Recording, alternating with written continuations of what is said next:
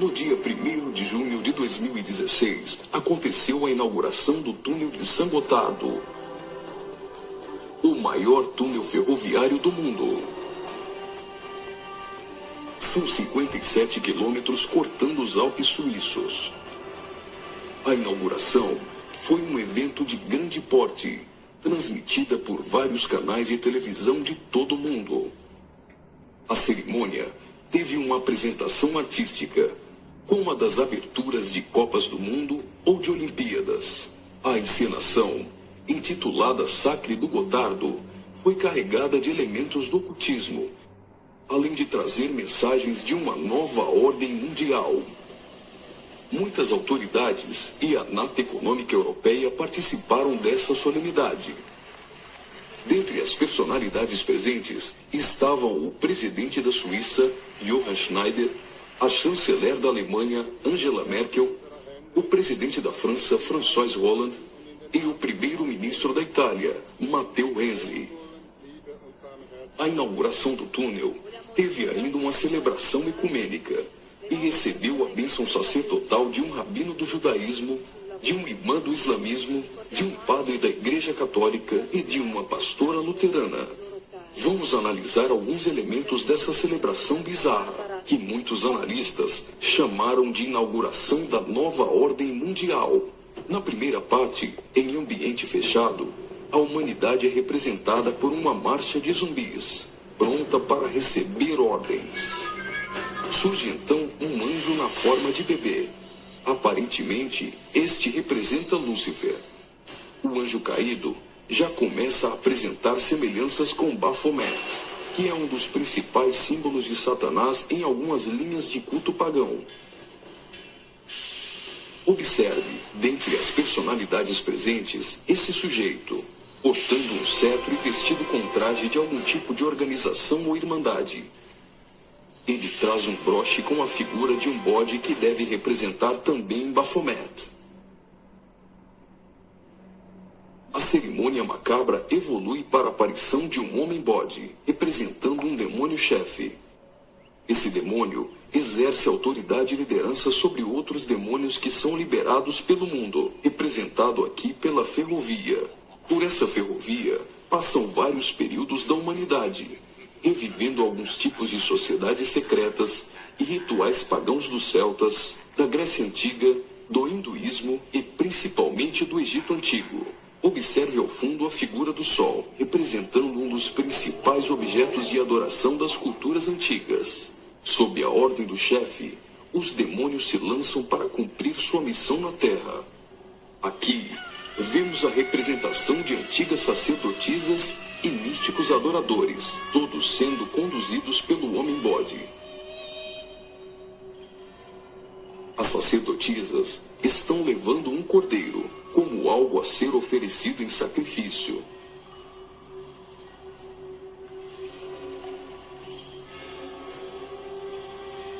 Observe a semelhança dessas sacerdotisas de branco com as adoradoras de Ísis. E nesta exaltação de muitas formas de adoração pagã, não poderia faltar a coroação da Rainha dos Céus.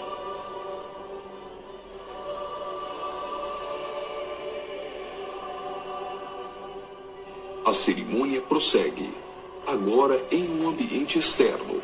A parte interna exaltou a adoração pagã histórica. Na parte externa, o evento se torna uma cerimônia satânica regida pelo homem-bode. Os zumbis representam a humanidade manipulada, caminhando rumo a um futuro incerto. Os atores correm atrás de uma conquista. O túnel inaugurado literalmente furou 57 quilômetros de rochas nos Alpes suíços. Aparentemente, aqui a humanidade está tentando vencer a rocha, que pode representar Jesus.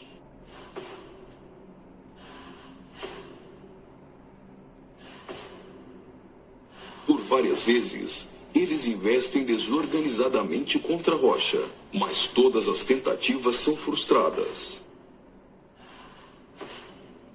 Até o momento em que eles se unem e conseguem um importante progresso. Lembre-se que o espírito de Nimrod era unir o homem para vencer a Deus, e que esse túnel é o símbolo de integração entre os povos. Observe que eles conseguem a abertura de um portal. A representação desse portal lembra o CERN. O CERN é a Organização Europeia para a Pesquisa Nuclear. Está localizado na região de Genebra, na fronteira franco-suíça, a pouco mais de 200 quilômetros do túnel de Saint-Gothard. No CERN, encontra-se o LHC, o maior acelerador de partículas atômicas do mundo, e maior máquina que o homem já construiu. Ele tem 27 quilômetros de circunferência e está a 100 metros abaixo da superfície. O CERN está em busca da antimatéria e tentando recriar o Big Bang. Mas o CERN também tem um propósito esotérico ocultista nem tanto oculto. Segundo a própria comunidade científica, o CERN pretende acessar outras dimensões e se conectar com forças desconhecidas. O respeitadíssimo físico Stephen Hawking advertiu que os experimentos do CERN podem representar graves perigos a nosso planeta. No prefácio de seu livro, Star Wars, Hawking afirmou que o acelerador de partículas poderia causar uma decadência catastrófica do vácuo, o que levaria o tempo e o espaço a entrarem em um colapso. Isso poderia destruir não somente o planeta Terra, mas também o sistema solar e todo o universo. Você já deve ter ouvido falar da partícula de Deus, ou bóson de Higgs. Até o Papa implorou a comunidade científica a suspender as operações do LHC, advertindo que eles poderiam abrir os portões do inferno. Observe também que a logo do CERN é a junção de 3 números 6, 666. As cenas seguintes mostram uma sociedade em transformação. Do portal que foi aberto, procede a direção para a humanidade. Veja que uma nova sociedade vai surgindo. O espírito da rebeldia e da sensualidade marcam as pessoas. A decadência da humanidade é representada tanto na forma de uma queda literal, como através da sensualidade.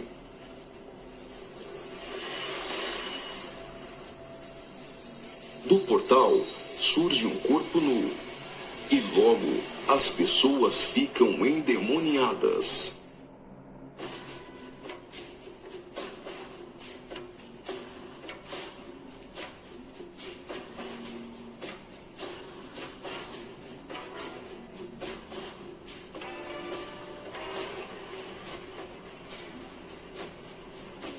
Veja a representação de que existe algo dentro deles. Trabalhadores do túnel aparentemente são representados aqui, mas observe que a verdadeira representação é o deus Shiva, da trindade hinduísta. Shiva é o deus da destruição. Ele destrói para dar lugar a algo novo. A dança de Shiva é considerada a manifestação física do ritmo cósmico. Observe que na entrada do principal laboratório do CERN existe uma imagem de Shiva. A dança destruidora de Shiva é associada à aceleração ou à dança das partículas. A cena seguinte lembra os operários mortos na construção do túnel, mas na verdade representa o sacrifício humano.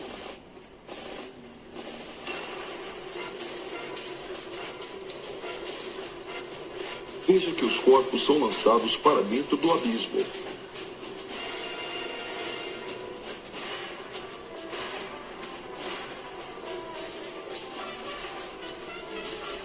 Preste atenção. Do fundo do abismo, as mãos vêm receber o sacrifício.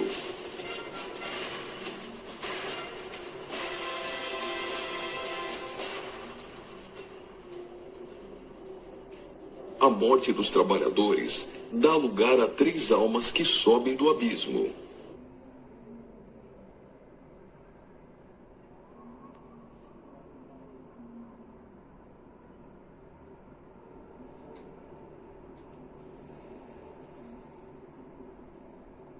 surge então um enorme olho que tudo vê, ou o Olho de Horus, um importante símbolo usado pelos Illuminati.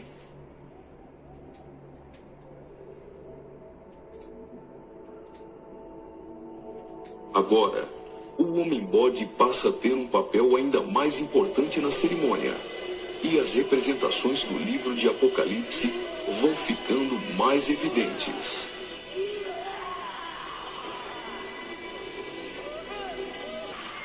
Veja como os demônios se parecem muito com o orixá Omolu. Do portal surge uma figura de um homem, misturada com a de um bode e 3 escaravelhos egípcios. O escaravelho simboliza o deus Khepri, o deus do sol nascente. Homem e bode se fundem, representando a encarnação de Satanás e o surgimento do anticristo. Ele não será um homem normal. Sua autoridade e poder provém do próprio Satanás. Uma personagem, aparentemente representando a deusa Ísis, surge para ungir o homem-bode, que é a própria besta. Como a cerimônia de coroação de um rei, a besta é ungida governante sobre todo mundo. Observe novamente que os demônios lembram muito o orixá Omolu. Após receber o manto do espírito feminino de Ísis, a besta manifesta atitudes homossexuais. Ungido governante do mundo, a besta demonstra sua fúria contra todos e agita seus demônios.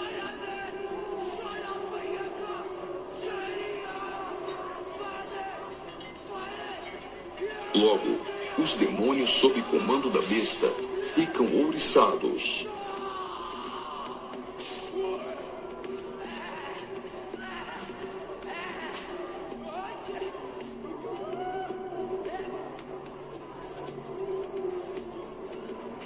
Assim como está escrito em Apocalipse, a besta passa a ser adorada pelos homens e pelos demônios.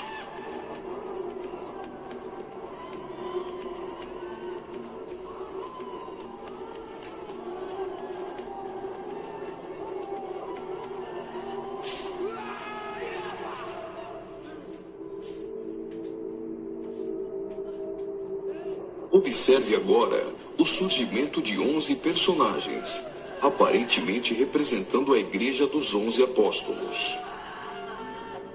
A besta terá autoridade para perseguir a Igreja e para matar os que não lhe adorarem.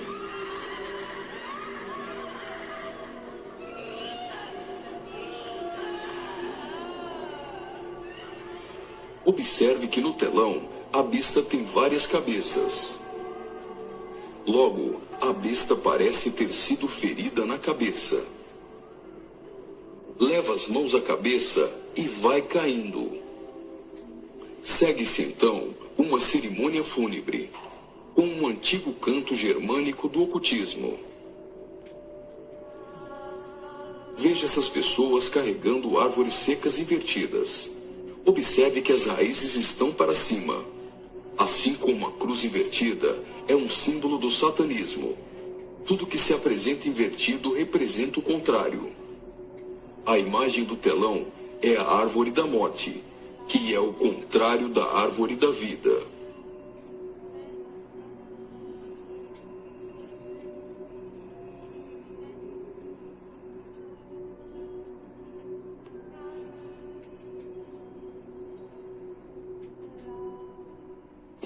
A tecnologia é mostrada como um instrumento para manipular o homem. O avanço da ciência nos últimos dias foi profetizado por Daniel. Observe agora a semelhança da imagem no telão com a Pokébola do game Pokémon GO.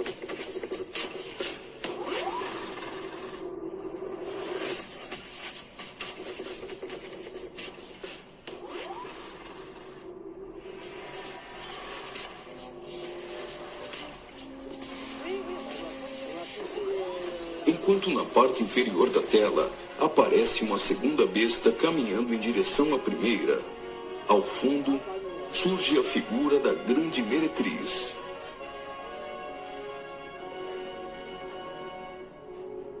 Observe que a segunda besta ressuscita a primeira.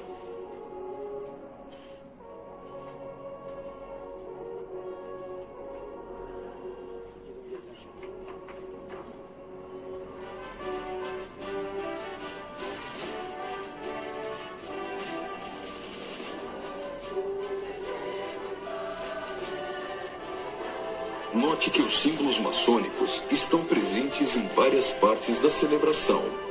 Aqui, temos o olho de Horus e o compasso com um esquadro.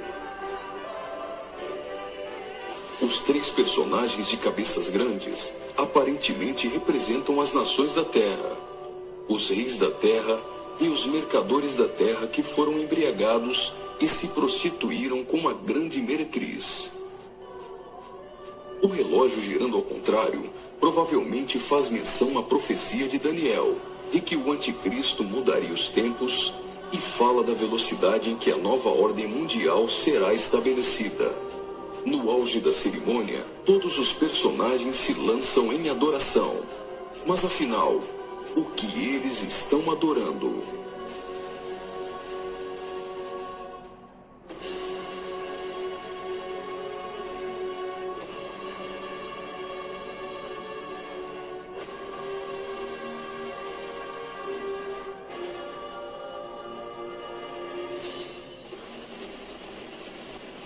Então, o trem sai do túnel. Mas certamente eles não estão adorando um trem. Eles adoram aquele a quem pensam que venceu a rocha. Eles adoram o grande dragão, a antiga serpente, que se chama Diabo e Satanás, o sedutor de todo mundo. Pensam que Satanás venceu a Cristo. A celebração é como se fosse uma grande vitória, como a consumação de uma enorme conquista.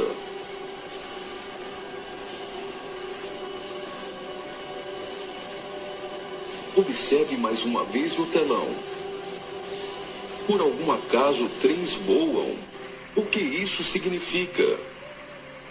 O trem se parece com uma serpente e representa a Satanás, que sempre quis subir aos altos céus e ser exaltado.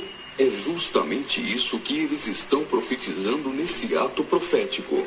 Faria muito sentido se isso fosse um encontro de bruxos e satanistas, mas numa inauguração de uma grande obra pública, com a participação dos principais signatários da Europa, realmente não faz sentido algum. Só que eles se esqueceram de ler todo o livro de Apocalipse. E vi a besta e os reis da terra com seus exércitos, congregados para pelejarem contra aquele que estava montado num cavalo e contra seu exército. Mas a besta foi aprisionada, e com ela o falso profeta, que com os sinais feitos diante dela, seduziu aqueles que receberam a marca da besta, e eram os adoradores de sua imagem. Os dois foram lançados vivos dentro do lago de fogo, que arde com enxofre. Apocalipse capítulo 19, versículos 19 e 20.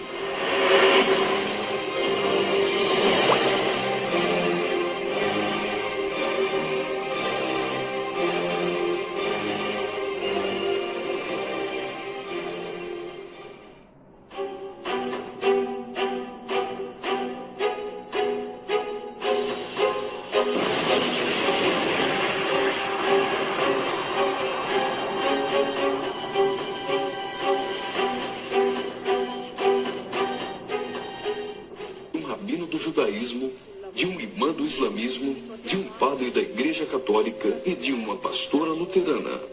Vamos analisar alguns elementos dessa celebração bizarra, que muitos analistas chamaram de inauguração da nova ordem mundial. Na primeira parte, em ambiente fechado, a humanidade é representada por uma marcha de zumbis, pronta para receber ordens. Surge então um anjo na forma de bebê. Aparentemente, este representa Lúcifer. O anjo caído já começa a apresentar semelhanças com Baphomet, que é um dos principais símbolos de Satanás em algumas linhas de culto pagão. Observe, dentre as personalidades presentes, esse sujeito, portando um cetro e vestido com traje de algum tipo de organização ou irmandade. Ele traz um broche com a figura de um bode que deve representar também Baphomet. A cerimônia macabra evolui para a aparição de um homem-bode, representando um demônio-chefe. Esse demônio